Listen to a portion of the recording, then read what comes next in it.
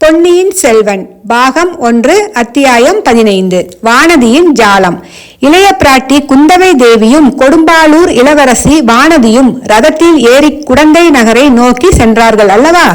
அதன் பிறகு படகில் இருந்த பெண்கள் என்ன பேசினார்கள், என்ன செய்தார்கள் என்பதை நாம் சிறிது தெரிந்து கொள்ள வேண்டும்.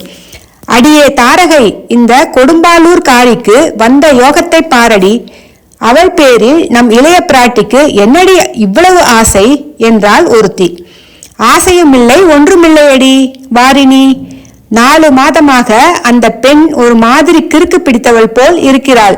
அடிக்கடி மயக்கம் போட்டு விழுந்து தொலைக்கிறாள். தாய் தகப்பனார் இல்லாத பெண்ணை நம்மை நம்பி ஒப்புவித்திருக்கிறார்களே என்று இளைய பிராட்டிக்கு கவலை. அதனால்தான் வானதிக்கு என்ன வந்துவிட்டது என்று கேட்க ஜோதிடரிடம் அழைத்து போயிருக்கிறார். ஏதாவது பேய் பிசாசுகளின் சேஷ்டையாய் இருக்கலாம் அல்லவா?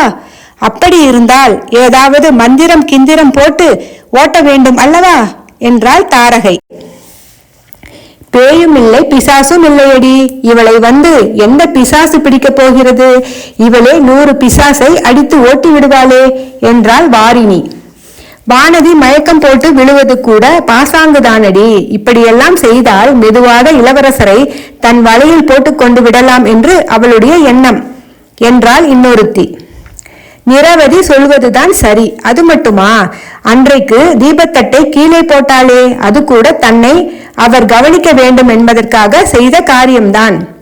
2 கையாலும் ஏந்தி கொண்டிருந்த தட்டு அப்படி தவறி விழுந்து விடுமா?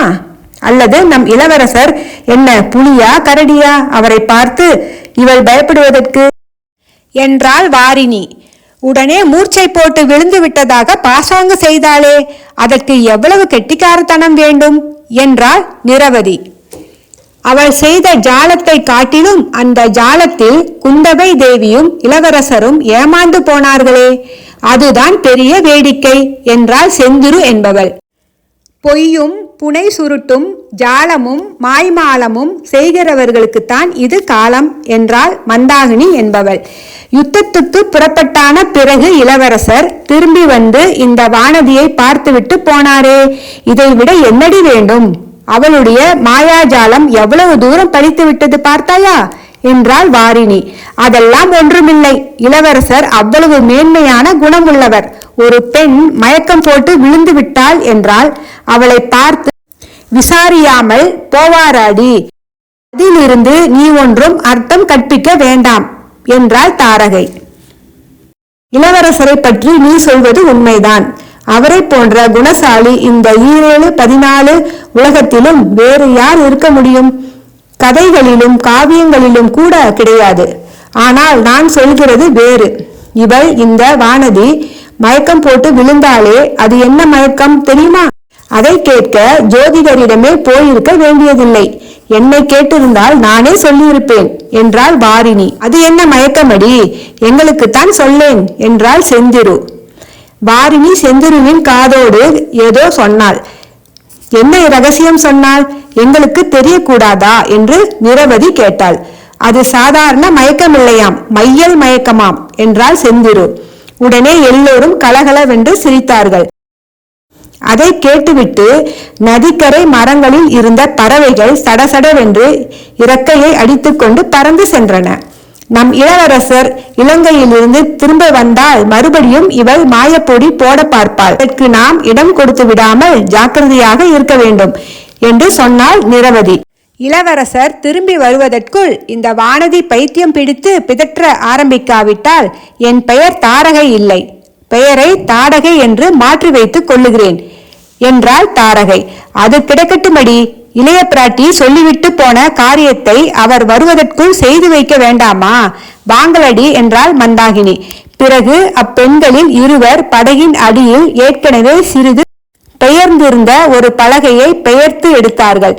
பெயர்க்கப்பட்ட இடத்தில் நீளமான பெட்டி போல் அமைந்த பள்ளத்தில் ஒரு முதலை கிடந்தது. அதாவது செத்துப்போன முதலையின் உடலை பதப்படுத்தி உள்ளே பஞ்சும் நாரும் திணித்து வைத்திருந்த பொம்மை முதலை. அதை எடுத்து வெளியில் வைத்துக் கொண்டார்கள். படகை சிறிது தூரம் செலுத்தி கொண்டு சென்று நதிக்கரை ஓரத்தில் பெரிய பெரிய வேர்கள் விட்டு வளர்ந்திருந்த ஒரு பெரு மரத்தின் அருகில் வந்தார்கள். அம்மரத்தின் ஓரத்தில் அத்தோல் முதலையை எடுத்து விட்டார்கள். அது மர வேர்களிலே பாதியும் நதி வெள்ளத்தில் பாதியுமாக கிடந்தது. பார்ப்பதற்கு நிஜ முதலையைப் போலவே பயங்கரமான தோற்றம் அளித்தது. வெள்ளம் அடித்துக்கொண்டு போய்விடாமல் ஒரு சிறிய மணி கயிற்றை அதன் கால் ஒன்றில் கட்டி வேரோடு சேர்த்து பிணைத்திருந்தார்கள். நீருக்குள்ளேயே அமுக்கி இருக்கும்படி கட்டினார்கள். ஏனடி மந்தாகினி, எதற்காக இந்த பொம்மை முதலையை இப்படி மரத்தடியில் கட்டி வைக்க சொல்லியிருக்கிறார் இளைய பிராட்டி என்று தாரகை கேட்டாள். உனக்கு தெரியாதா? வானதி மிக்க பயந்தாங்கொழியாக இருக்கிறாள் அல்லவா? அவளுடைய பயத்தை போக்கி தைரியசாலி ஆக்குவதற்கு தான் என்றாள் மந்தாகினி.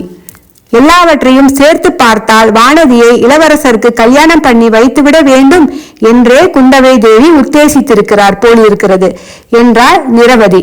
அப்படி ஏதாவது பேச்சு வந்தால் நான் இந்த வானதிக்கு விஷத்தை கொடுத்து கொன்று விடுகிறேன், பார்த்து கொண்டிரு என்றாள் பொறாமைக்காரியான வாரிணி. நீ இப்படியெல்லாம் எரிச்சல் அடைவதற்கு காரணமே இல்லை. மானிய கேடத்து இரட்டை மண்டல சக்கரவர்த்தியும் வேங்கி நாட்டின் மன்னரும் கலிங்க தேசத்து ராஜாவும் வடக்கே வெகு தூரத்தில் உள்ள கண்ணோசி சக்கரவர்த்தியும் கூட நம் இளவரசருக்கு பெண் கொடுக்க காத்திருக்கிறார்களாம். அப்படி இருக்க இந்த கொடும்பாலூர் வானதியை யாரடி லட்சியம் செய்ய போகிறார்கள் என்றாள் மந்தாகினி. நீ சொல்லுகிறபடி அந்த அரசர்கள் காத்திருக்கலாமடி. ஆனால் நம் இளவரசருடைய விருப்பம் அல்லவா முக்கியம். இளவரசர் நான் எப்போதாவது கல்யாணம் செய்து கொண்டால் தமிழகத்து பெண்ணைத்தான் மணந்து கொள்வேன் என்று சொல்லி இருக்கிறாராம். உங்களுக்கெல்லாம் இது தெரியாதா என்றாள் செந்திரு. அப்படியானால் மிகவும் நல்லதாய் போயிற்று. நாம் எல்லோரும் சேர்ந்து தனித்தனியே நம் கைவரிசையை காட்ட வேண்டியதுதானே. இந்த வானதியினால் முடிகிற காரியம் நம்மால் முடியாது போய்விடுமா?